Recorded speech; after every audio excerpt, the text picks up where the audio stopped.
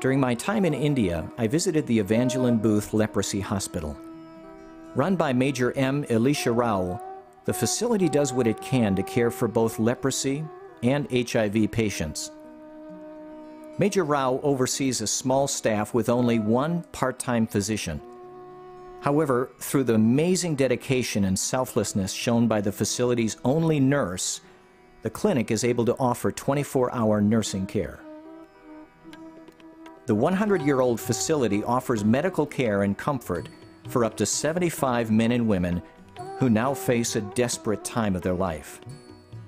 In a setting where buildings are deteriorating, funds are scarce, and medical supplies are limited, a powerful sense of God's Spirit is evident in all that happens. This Spirit is apparent in each resident whose beds line the walls of the leprosy wing. Fresh bandages and ointment cover their rotting limbs, confirming a level of care and commitment to each of these patients. With hands folded and heads bobbing appreciation, each resident brightens whenever the staff enters this area. Because the Indian government has declared that leprosy is no longer a problem, medicine and supplies are not provided to the hospital.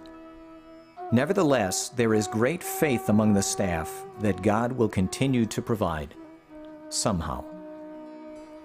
In the HIV/AIDS dormitory, 2 women rest on worn mattresses.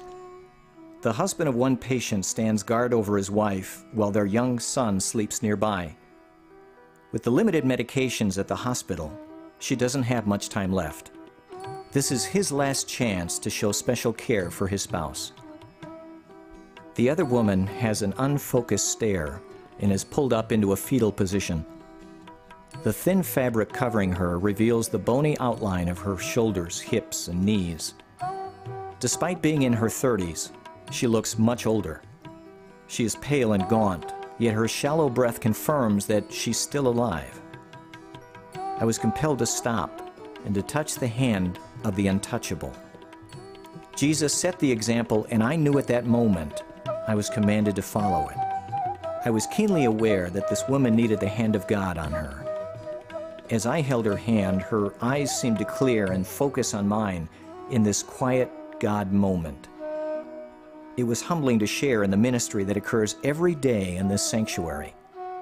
A sacred time with the least of these, my brethren, experiencing a divine presence through a simple touch. If we touch them, they feel that God is touching them. I wonder, was she the one holding the hand of Christ, or was I? Throughout the world, the Salvation Army is providing medical care with divine motivation. Our gifts to world services help make this happen. That's the simple truth. I'm Major Ralph Buckowitz. This is Into the World. Next time on Into the World, we'll experience unique and inspirational worship with fellow Salvationists in Central India.